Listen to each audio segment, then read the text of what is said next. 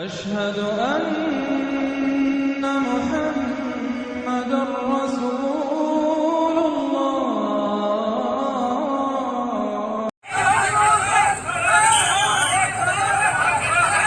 सब लोग मना कर रहे कि बहुत दूर स्कूल है इसलिए नहीं जाएंगे। अभी तो हम लोग से नहीं पूछा गया है, बच्चों को बताया गया था तो उसने आके घर पे बोला कि स्कूल यहाँ से शिफ्ट हो रहा है। पहले यहाँ पे आरकन्या की साइड बोल रहे थे तो यहाँ पे तो चलो भेज सकते थे, लेकिन अब दूर जाएगा तो कैसे भेज पाएंगे।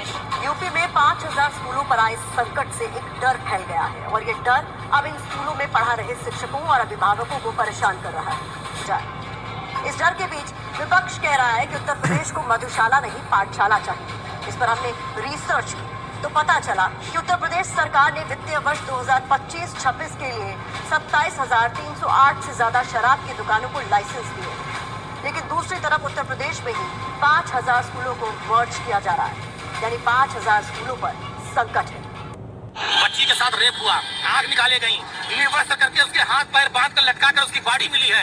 अगर यही रामराज है तो ये रामराज योगी आदित्यनाथ को मुबारक हो और किसी को मुबारक।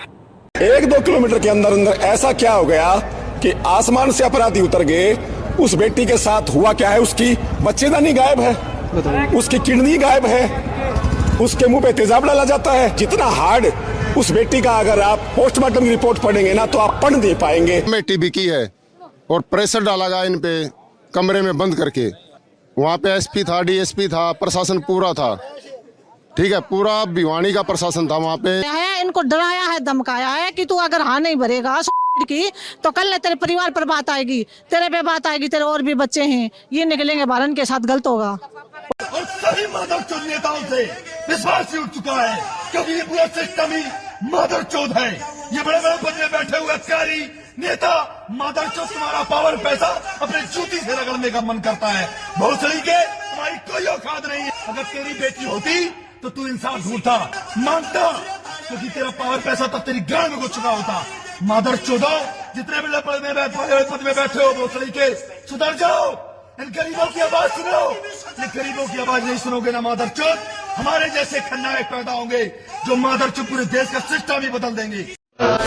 कोई मासूमा जिंदा में न तन्हा हो, या रब कोई मासूमा जिंदा में न तन्हा हो, या रब कोई मासूमा जिंदा में न तन्हा हो, पाबंद ना हो आहे, हाय पाबंद ना हो आहे, रोने पे न पहरा हो, या रब कोई मासूमा जिंदा में न तन्हा हो, या रब कोई मासूमा जिंदा में न तन्हा हो, या रब कोई मासूमा जिंदा में न तन्हा हो, पाबंद ना हो आहे, हाय पाबंद ना हो आहे, रोने पे न पहरा हो, या रब कोई मासूमा। अस्सलामु अलैकुम रहमतुल्लाहि व बरकातहू। आज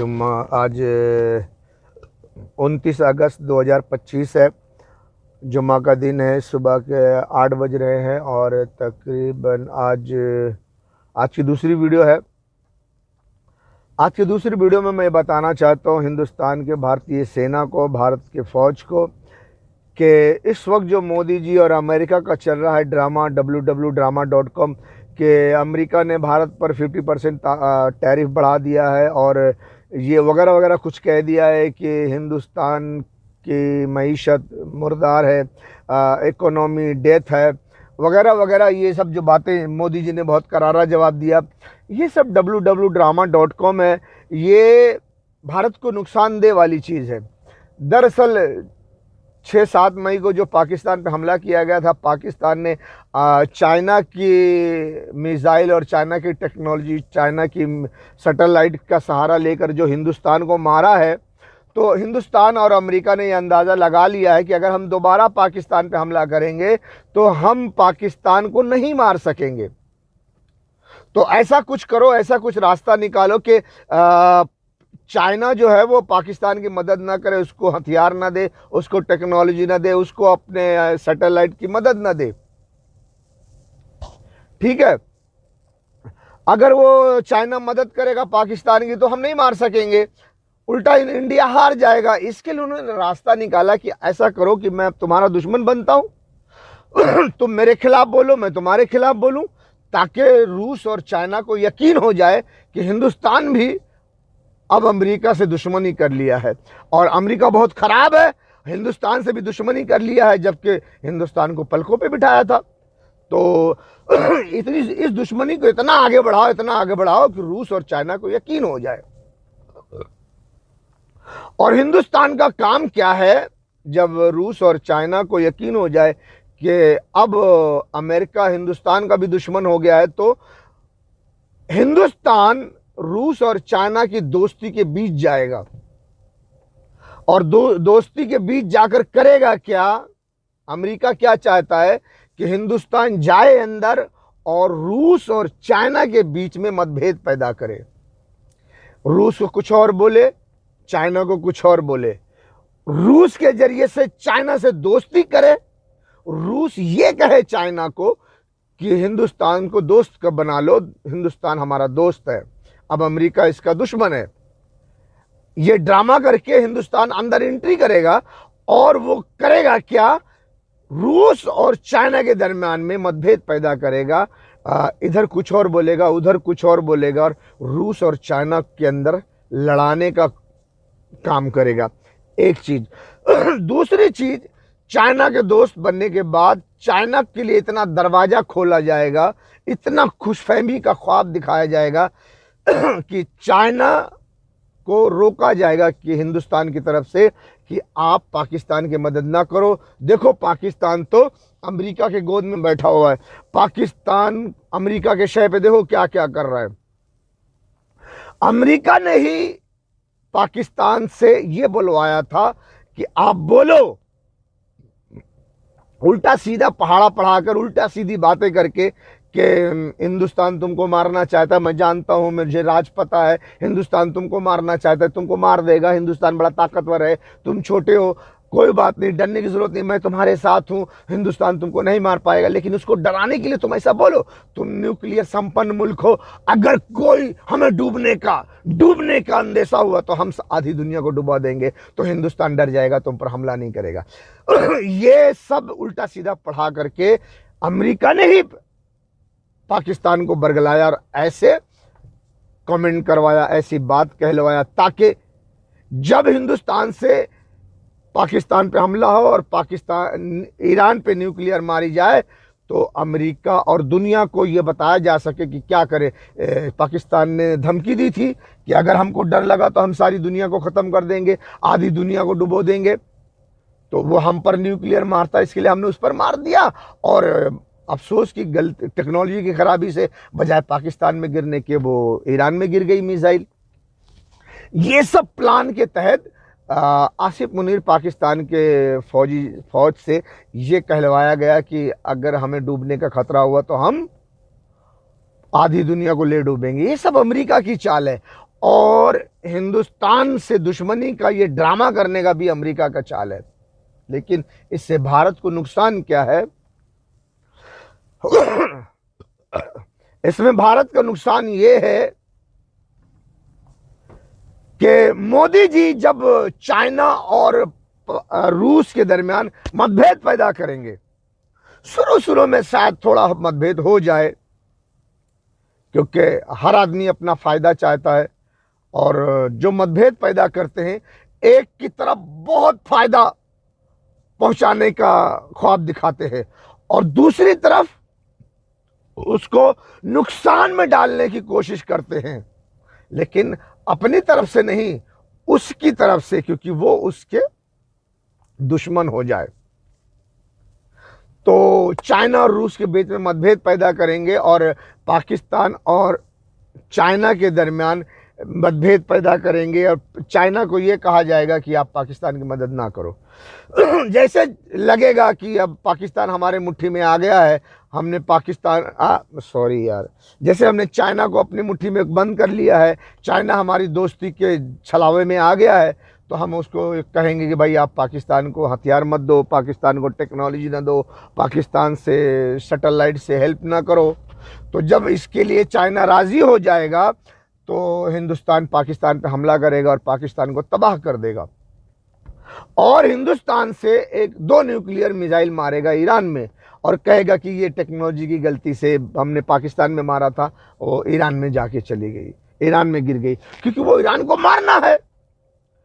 ईरान पाकिस्तान को इसलिए मारना है कि पूरे गल्फ के पेट्रोल पे कब्जा करना है। किसको कब्जा करना है? अमेरिका, ब्रिटेन, फ्रांस, इजराइल को। और लड़ कौन रहा है? हिंदुस्तान।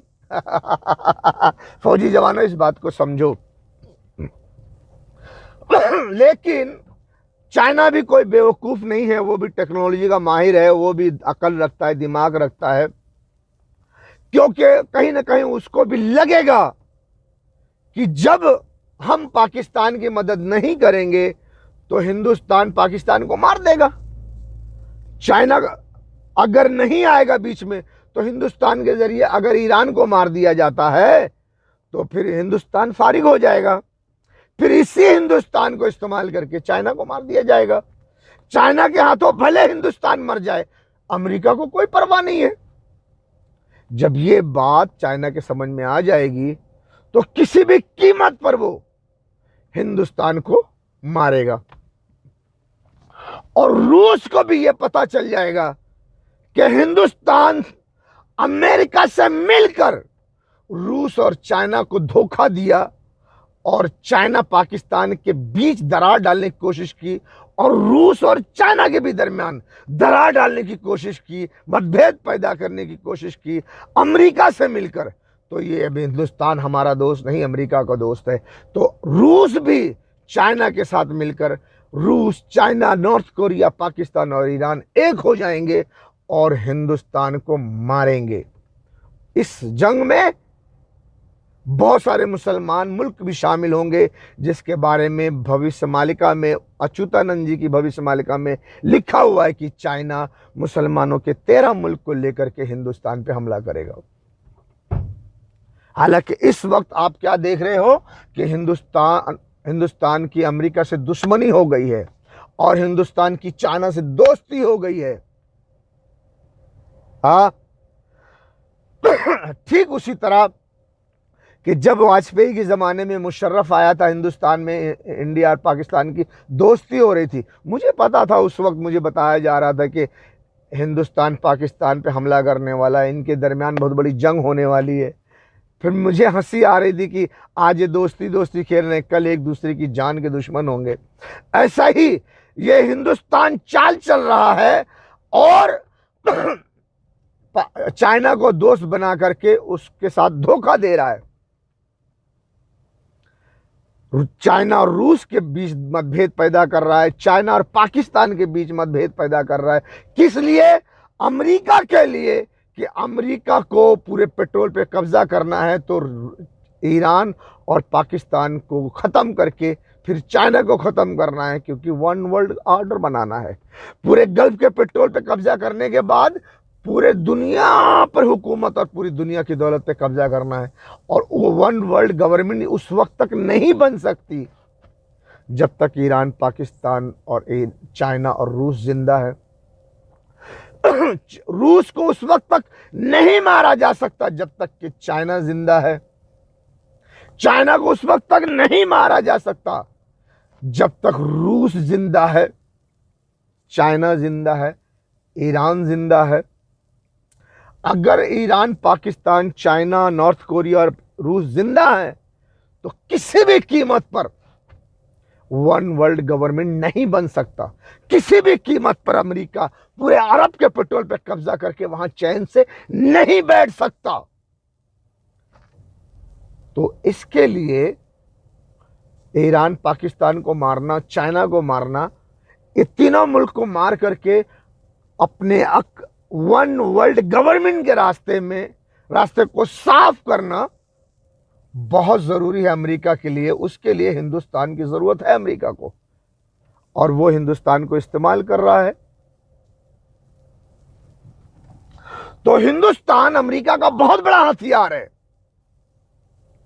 ये सारी स्टोरी जब रूस, China, Pakistan, Iran, north Korea को पता चलेगा, ये आपस में मिलजुल कर बातें करेंगे कि देखो हिंदुस्तान अमेरिका से मिलकर हमसे दोस्ती कर रहा था और रूस और चाइना के दरमियान मतभेद पैदा कर रहा था, ताकि चाइना अलग हो जाए, रूस अलग हो जाए तो चाइना को मारना आसान हो जाए, बाद में रूस को मारना आसान हो जाए। यानी हिंदुस्तान हमको मारना चाहता है अमेरिका के शय पर। तो दोस्ती कहां, दोस्ती तो खत्म हो गई। तो भारतीय सेना, यह बहुत बड़ा प्रोपेगेंडा है जो अमेरिका के साथ, अमेरिका के जालसाजी का शिकार हिंदुस्तान, ये सब चालबाजी की जा रही है। हिंदुस्तान अमेरिका का ही बहुत बड़ा हथियार है। अगर इस हिंदुस्तान को न इस्तेमाल कर पाए अमेरिका, तो वन वर्ल्ड गवर्नमेंट बना ही नहीं सकता, पूरे गल्फ के पेट्रोल पर कब्जा कर ही नहीं सकता। इस बात को भारतीय सेना समझो। वन वर्ल्ड गवर्नमेंट इल्यूमिनेटी खुफिया एजेंसी को कौन प्रमोट कर रहा है? अमेरिका, ब्रिटेन, फ्रांस, इजराइल और नेटो। अधर्म का काम कौन दुनिया में फैला रहा है? अमेरिका। तो हिंदुस्तान तो उसके कहने पे चलकर पूरे हिंदुस्तान को खंडर बना रहा है। बच्चियों का रेप करवा के उनकी बच्चेदानी तक खींच ले रहे हैं, आंखें फोड़ दे रहे हैं कि लड़कियों के दिल में डर पैदा हो और शर्म हया छोड़ दें और बेहयाई करें। देश को तबाह बर्बादी की तरफ ले जा रहे हैं, तबाही बर्बादी की तरफ ले जा रहे हैं। लिविंग को हवा दे रहे हैं, शादियों पर पाबंदी लगा रहे हैं। 21 साल तक कोई शादी नहीं कर सकता।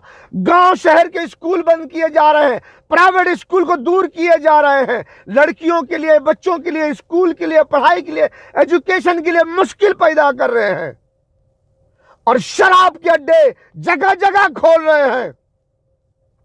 27,000 से भी यूपी में, पूरे देश में इस तरह शराब के अड्डे जगह जगह होंगे। यह अधर्म का काम हिंदुस्तान की हुकूमत, मोदी सरकार कर रही है अमेरिका के लिए, इल्यूमिनेटी खुफिया एजेंसी के लिए। तो आज अमेरिका की तुम्हारी दुश्मनी कैसे हो गई? हाउडी मोदी भूल गए?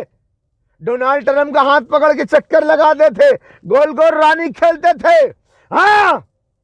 और हिंदुस्तान अमेरिका का बहुत बड़ा हथियार है। जब तक हिंदुस्तान को इस्तेमाल नहीं करेगा अमेरिका, पूरे गल्फ के पेट्रोल पर नहीं कब्जा नहीं कर सकता।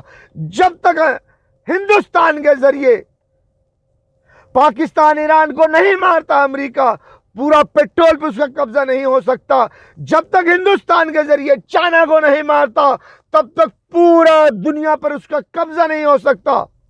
जब तक चाइना को अमेरिका नहीं मारता हिंदुस्तान के जरिए, तब तक अमेरिका, नेटो फोर्स कितनी भी ताकत लगा ले, रूस को नहीं मार सकता।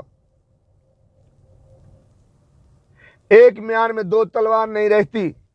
उसी तरह वन वर्ल्ड गवर्नमेंट में एक सरकार बन ही नहीं सकती जब तक चाइना और रूस जिंदा है। वन वर्ल्ड गवर्नमेंट में सरकार किसकी बनाएंगे? अमेरिका की। तो रूस कहां जाएगा? चाइना कहां जाएगा?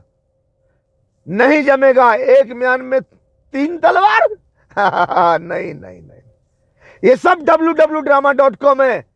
रूस को मारने के लिए चाइना को अलग किया जाएगा रूस से, पाकिस्तान को मारने के लिए चाइना को पाकिस्तान से अलग किया जाएगा।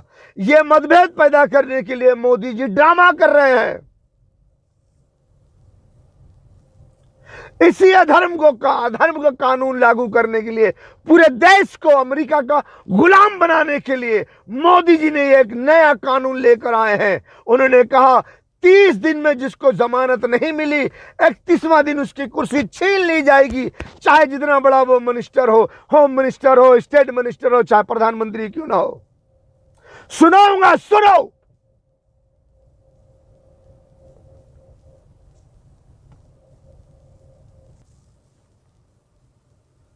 मोदी जी चाहते क्या हैं? क्या चाहते हैं?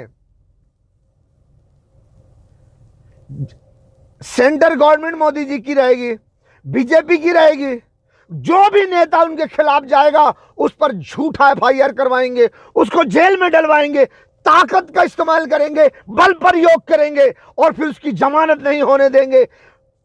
सेंटर गवर्नमेंट कुछ भी कर सकती है, जमानत नहीं होने देंगे, फिर 31 तारीख को उस मिनिस्टर को खारिज कर देंगे। चलो दफा हो जाओ, हमारे खिलाफ जाओगे। तो ये कानून भारत को गुलाम बनाने की है, भारत को गुलाम बनाने के लिए है। भारतीय सेना अगर तुम नहीं जागे, इस सरकार को पर पाबंदी नहीं लगाए, नहीं खड़े हुए और क्या बोलते हैं मिलिट्री शासन हिंदुस्तान में नहीं लगा, तो देखोगे तुम अनकरीब मनीषा जैसी न जाने कितनी लड़कियों का रेप होगा, न जाने कितनी लड़कियों का रेप करके उनको मार डालेंगे, आंखें निकाल लेंगे, बच्चेदानी खींच लेंगे, काट डालेंगे, चीर डालेंगे, फाड़ डालेंगे, न जाने कितनी बच्चियां मरने वाली हैं। अधर्म का कानून लागू होने वाला हिंदुस्तान में, धर्म नहीं। मासूम बच्चों की हिफाजत के लिए फौज तुमको उठना पड़ेगा और भारत के इन अधर्मी नेताओं को सीधा करना पड़ेगा। अगर नहीं करते तो तुम इंतजार कर लो, भारतीय सेना और पूरे हिंदुस्तान में जगह जगह से खबर आएगी कि आज फला जगह एक बच्ची का रेप हुआ, उसे मार डाला गया, लटका दिया गया, आंखें निकाल दी गई, बच्चेदानी खींच ली गई, चाकू से फाड़ दिया गया, पेड़ पे बांध के लटका दिया गया। ऐसी बहुत खबरें मिलेंगी तुमको। क्यों? मकसद है। आखिर सरकार ने क्यों 21 साल तक शादी करने से मना कर दिया कि लड़कियां आवारा हो जाएं? प्रेमानंद पर क्यों आवाज उठाई जा रही है? धर्मगुरु पर क्यों? उन्होंने कहा था लड़कियां ज्यादा उम्र के बाद वो गलत रास्ते पे चली जाती हैं। हाँ तो जाएंगी ना। तो लिविंग के खिलाफ जो बोला उसके खिलाफ क्यों बोला जा रहा है? लिविंग को शय दी जा रही है, शराफत ईमानदारी को के खिलाफ FIR किया जा रहा है, तमाचा मारा जा रहा है, और लिविंग जो अधर्म है उसको हवा दी जा रही है। सरकार इसको हवा दे रही है। क्यों? क्योंकि इस देश में अधर्म होना है, इस देश में अधर्म का कानून लागू करना है, तमाम औरतों को बाजार में बिठाकर रंडी बनाना है, तमाम लोगों को मार के पीट के काट के गुलाम बनाना है, तमाम लोगों की जमीन जायदाद घर सब छीन लेना है। अधर्म का कानून लागू करना है। इल्यूमिनेटी खुफिया एजेंसी जिसको अमेरिका प्रमोट कर रहा है वो हिंदुस्तान में लाना है। अमेरिका का गुलाम बनाना है इस देश को। इसके लिए सरकार बोल कुछ और रही है, कर कुछ और रही है। जो भगवत गीता में लिखा हुआ है कि घोर कलयुग की सरकार, घोर कलयुग का राजा बोलेगा कुछ और करेगा कुछ और। अखंड भारत, हिंदू राष्ट्र, राम राज्य बोल रहे हैं। काम 27,000 से ज्यादा शराब के अड्डे खोल रहे हैं यूपी में, खुल चुका है, परमिशन दे दिया गया है, और 5,000 से ज्यादा स्कूल बंद। तो फिर अधर्म नहीं तो और क्या है? मनीषा जैसी मासूम बच्ची का रेप करके उसको चीर फाड़ डाला गया, और जब उस पर आवाज उठाई गई उसके हक के लिए तो प्रशासन उसके घर वालों को और हक की आवाज उठाने वाले को धमकी दे रहे हैं, बुलाकर धमकी दे रहे हैं कि तुम्हारे साथ भी ऐसे होगा। क्यों? क्योंकि सरकार ये काम करवा रही है, सरकार ये काम करवा रही है। रेप जो हो रहे हैं वो सरकार करवा रही है, और भी होंगे, ये रुकेगा नहीं। लोगों के दिलों में डर पैदा किया जा रहा है, बच्चियों के दिलों में डर पैदा किया जा रहा है कि अगर तुम आवारा नहीं बनोगी तो हम तुम्हें चीर फाड़ डालेंगे, हरण करेंगे, चीर हरण करेंगे, काट डालेंगे। ये सरकार है। ए फौजी जवान, अगर तुमने इनको कंट्रोल नहीं किया तो तुम मारे जाओगे। ए अनिल चौहान, मनीषा को देख लो, उसके बच्चे दानी तक खींच ली गई, गर्दन काट दी गया, आंखें निकाल ली गई, रेप करके मार दिया गया। इससे भी बुरा हाल अनिल चौहान तेरे घर की लड़कियों का होगा। इससे भी बुरा हाल फौजियों, तीनों थल जल थल के नौसेना के अध्यक्षों, तुम्हारे परिवार की बेटियों के साथ होगा। अगर तुमने इसको कंट्रोल नहीं किया तो क्यों? हुकूमत को सिर्फ सेना ही कंट्रोल कर सकती है और कोई नहीं कर सकता। अब जो भी आवाज उठाएगा उसे आतंकवादी करार कर दिया जाएगा। ऐसी बच्चियों का रेप होता रहेगा, ऐसी बच्चियों को काट के, चीर के, फाड़ के, उनकी बेइज्जती करके, उन्हें मार के पेड़ पे लटकाया जाएगा। खेतों में उनकी लाशें मिलेंगी।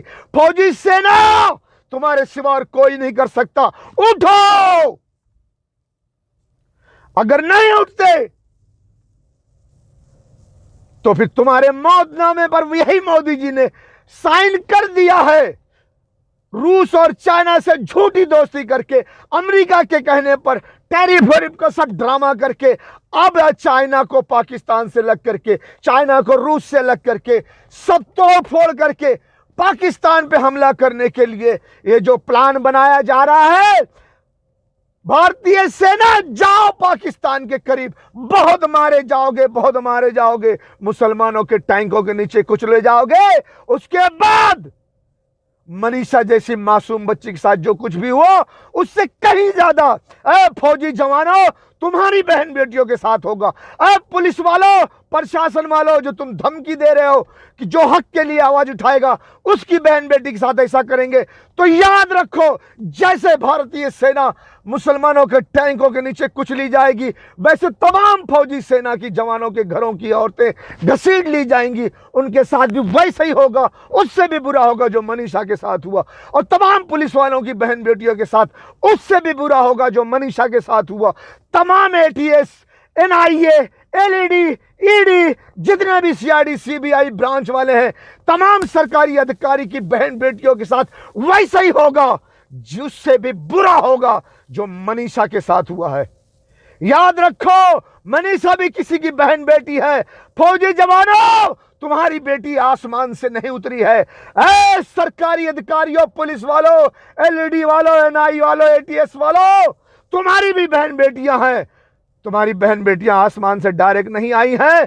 तुम्हारी बहन बेटियों को घरों से घसीट कर, उनके कपड़े उतार के नंगा करके, टांगे चीर कर, फाड़ कर दुनिया के सामने पेश किया जाएगा कि ये सरकारी अधिकारी, ये फौजी जवान, उनकी घर की बेटियां, ये फौजी जवान देखते रहे हिंदुस्तान में मासूम बच्चियों का रेप करके चीर फाड़ कर पेड़ पर लटका दिया जाता था, और ये फौजी जवान आंख बंद करके बैठे रहते थे।